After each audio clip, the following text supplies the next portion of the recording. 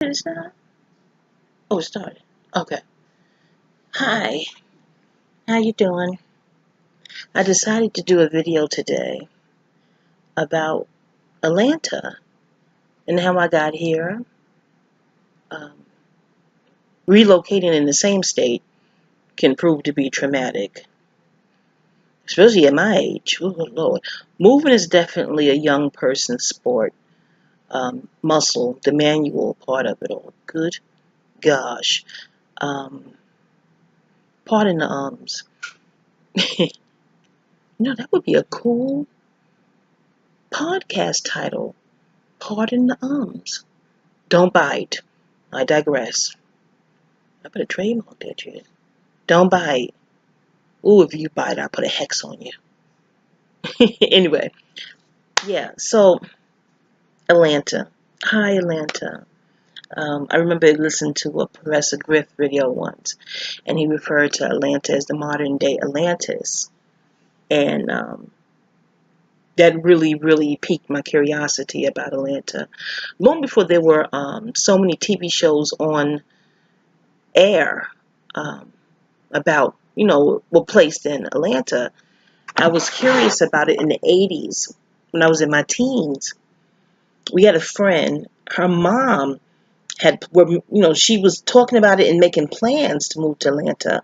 I remember her saying to us that it's so prosperous and things of that nature. And we were like, really? That melanated people, well, she used the term black back then. Melanated people were very prosperous down here. And we were like, oh, okay.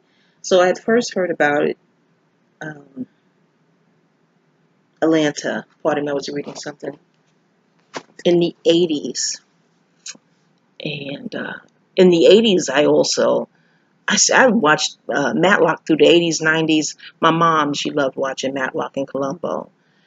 Uh, and thus I started watching Matlock and Columbo. Still love Matlock. I have the DVD box kit. I can just pop it and watch it at will. But he was placed, his law firm, things of that nature, in Atlanta. So these little things piqued my interest and whatnot. I'm a native New Yorker, and my mom is as well. And her mom, though she came to Harlem very young, in her 20s, she is from the South. She was born and raised in the South. Not Atlanta, though, or Georgia. But needless to say, in the summertime, we did go south. Not every summer, but not even most summers, but a lot of summers through my formative years, we came back down and visited things of that nature. So it was always like a warm place in my heart for the South. The friendliness, strangers saying hi. Back then, I don't know if that's still as prevalent today. I've only been here shy of 2 years. Um, yeah, I think I have had a few strangers saying hi, yeah. But not as much as it was back then. Anywho, but those friendly encounters endeared me to the South. Anywho, so a friend I'll call three of clubs in the 80s again, she moved. Her and her boyfriend moved to Atlanta down here. And I remember her calling and area code being 404. For some reason that stuck out to me. I don't know why, I just did. Now looking at Zach's videos, he's saying it's on a 44 parallel. I'm like, He also mentioned New York being 11. I said, master number. Okay. I digress. I know you're like, huh? But so three of clubs moved down here with her boyfriend. She liked it. She got a job, and she had wanted me to come with her, and I was gonna go with her. And I should have just said that to my mom, that I just want to move. I think they had a 2-bedroom. The rent was reasonable. She was like, I can get you a job where I work and things of that nature, and you can get your own place in no time. And I was young, maybe 17 then, and I don't know. She just made it sound like so much fun. So instead of just saying that to my mom, I just told her I want to go to school in Atlanta. And she was like, oh, you do? Oh, I went briefly. My mom went to um, Clark, Atlanta, briefly. And she was telling me all about Clark and things of that nature. And she was like, well, okay, well, have you applied? Where do you want to apply? And in my mind, I'm like, apply? Oh gosh. And she was like, well, you want to go to school, you have to apply. What's going on? So in her conversational queries, she was like, why do you want to go down there? And then she was like, is it because 3 Clubs is down there? And she was like, mm-hmm. She nixed those plans quickly. And even 3 Clubs, she was like, well, why didn't you just tell her you wanted to come stay? What are you bringing up school for? Because I know my mom. I know it has to be some sort of constructive reasoning for her to finance my travels, and then move out at 17. It was so early, so young. Anyway, I didn't go in the 80s. And then around the 90s, we're all older now and in our own respective apartments and married with kids and babies. So you hear of a lot of other friends moving to Atlanta. And a lot of New Yorkers, they were calling Atlanta like the little New York. And that told me, oh, well, gosh, I won't even be homesick if I go. But after a while, 3 Clubs moved back. And I think her reasoning was homesickness. Yeah, I think she just was plain homesick. And she said she couldn't really find a job that she was seeking down there. Like, you have to have a certain degree. She felt like even associates wouldn't, get her too far. So she said, let me just come back home. So with that explanation, Atlanta went right on out of my thought process for a long time. So fast forward to, when did I meet her? We're going to call her 8 of Spades for the story. Okay, I think we met over the phone initially. It feels like 2012, maybe 2012. My brother, he met someone, he fell in love, and she lived down here. She's not a native to these parts, but she's been here. By the time he met her, she was here over 10 years. And my brother was the quintessential playboy. So we were looking at her like, who is she and how did she get him to settle down? Wow. But she did. And, to uproot him, he's a native New Yorker who loves New York as well, and his friends. And he had a good job then. He had a good job that he'd been on that job before he resigned to move close to 10 years, I believe. So she got him to resign and uproot, and we were just completely fascinated with whoever this is. And but I left it at that. I'm not one to initiate, phone calls and dialogues. This is business or something like that. I don't know. I just don't. But I used to speak to him from time to time over the phone. I would hear in the background, and because I was raised right, I would say, "Well, tell her I said hi," and the proper, salutation and greeting. Although I'm speaking to him on his cell phone, not the house phone per se, but still. And she would say hi, and that happened went on a few times, and one day my brother said, "Well, here, why don't y'all talk directly?" And we got on the phone, and I guess the rest was history. We became fast friends over the phone. My brother is about 8 years younger than me, and and she's 2 years younger than him. So we're not the same age, but still, she's a grown woman. I'm grown. She's in her 30s. I'm in my 40s, and the dialogue was cool. We spoke about a lot of things. And we spoke like almost every day for about 2 years straight. And I'm still in New York. And I was in Westchester County where the rent was very expensive. And I think that's how I sort of, got talked into coming on down. My rent up there then was $1,600 a month for a 1 bedroom. And that totally astonished her. She was like, are you kidding me? Do you know what you can get for $1,600 a month down here? You can get a whole house, grass, land, maybe a pool. And I'm like, really? She was like, New York is ridiculous with the rent. And it is. A lot of people, even we native New Yorkers, cannot believe the rent at times, We think it's by design to create black flight, to move the melanin around, if you will. But that's a whole nother video. So after she just kept saying, come down, get more for your money. And again, we had a great sisterly rapport over the phone. I wrote about this in more detail in a book I call Sisterly Relations. It won't be published. Writing is very therapeutic for me.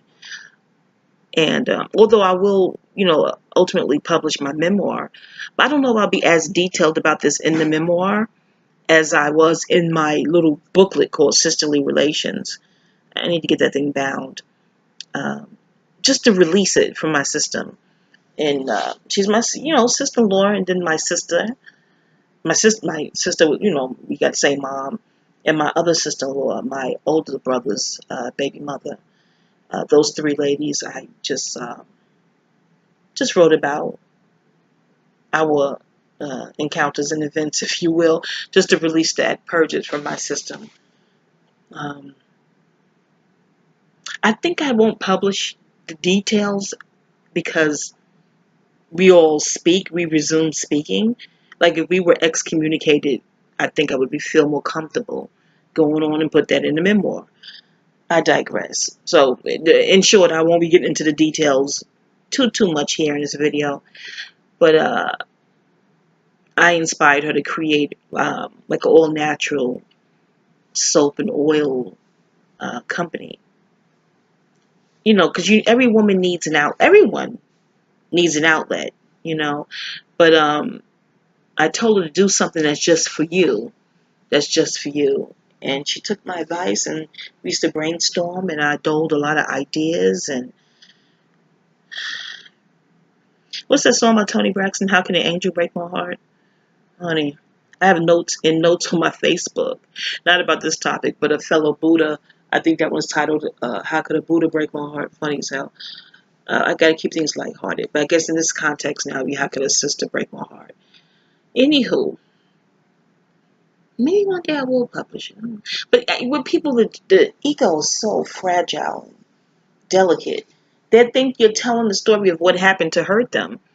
That's more ego, like inserting yourself into it, even though, you were part of the story. But no, some people write to not hurt you, but because you hurt them, or more or less because they're hurt. And writing transmutes that into healing space. For me, it does anyway.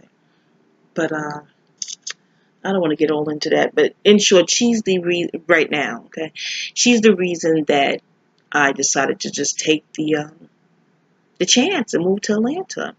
So I touched down in August 2015. August 2015.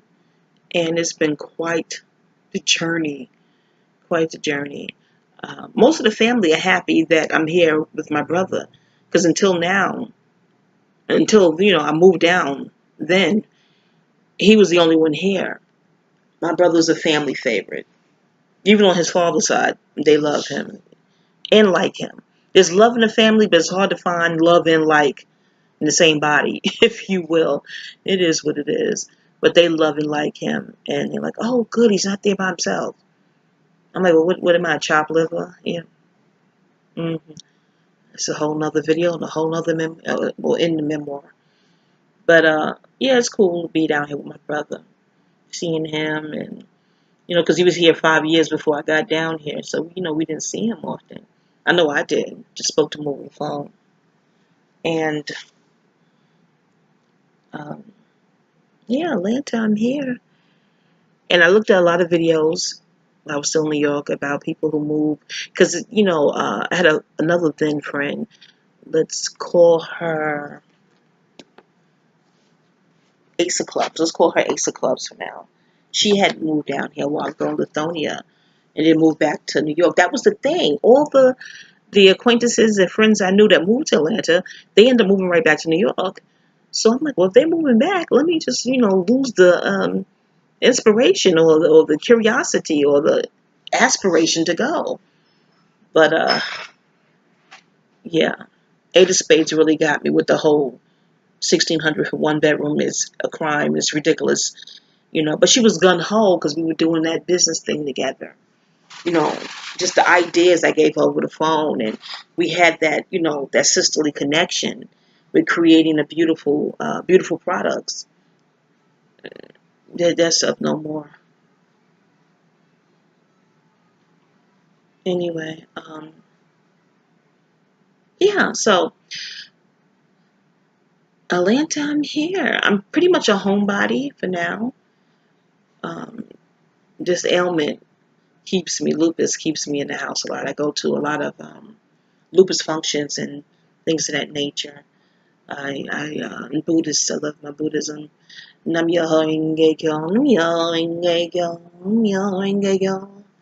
And that keeps me, afloat and centered. But pretty much a homebody, so I hadn't really got out to really see Atlanta. I know I want to check out the food spots that I saw on Real Housewives of Atlanta, and yeah, certain places they'll eat at. I'll jot that down, like, that looks tasty. I know a very old app in the earlier season. Lisa was somewhere and she had something called cake bread. I said, cake bread. I look at my old notes and see if I can remember the name of the restaurant. But yeah, the food drove me here, and the rent, what you can get for the price you pay for rent, that was another driving force and inspiration. And of course, my sister-in-law, Ada Spades. Although we're not, we're cool. We're cool. It's just, mm, save it for the memoir. Save it for the memoir. All right. So, hi, Atlanta. Nice to meet you. And yeah, it looks like I'll be here for a while. Although I miss New York, I'm homesick. I went to visit in January. My mom, she turned one of those milestone, beautiful birthdays. So we went up there to celebrate her. And then, yeah, I was happy to be back then. I went back again in 2016 for my niece's graduation, and there was a funeral that same time I had to go to. So one occasion was joy, the other occasion was sorrow. That yin and yang, pain and joy balance that we all have to seesaw at times, if you will. Yeah. But my impressions of Atlanta thus far, the driving can be a little scary. To me, I guess I have to get used to it. Um, I try not to drive at night. Hell, I try not to drive at all. If it ain't my brother or Papa Bear, I'm like, I'll stay home, I won't go. Um, and the food spots, I haven't really, again, uh, got to all the food. However, folks is delicious. Yeah, I only went once now, and what I ordered, folks, is delicious. I am feeling folks more so than OLG. No disrespect to OLG. I meant to go again to both places to really be concrete. But yeah, folks is tasty. But yeah, it's been a while. And I was in Macon for a little bit too. Uh, to find the restaurants, the soul food restaurants and things of that nature that the South is known for. At least to we Northerners. South has a great reputation for soul food and comfort food and things of that nature. But I'm sure I'll ferret out more tasty finds as time progresses. And I think that's pretty much it. Um, I saw videos about the palmettos and the potholes. They're right about that. They should call this planet Palmetto. That's a T-shirt. Don't bite. I hope don't bite. I get these epiphanies; they just come out. Anywho, but that's it. That's me in Atlanta, and Atlanta and me. Peace.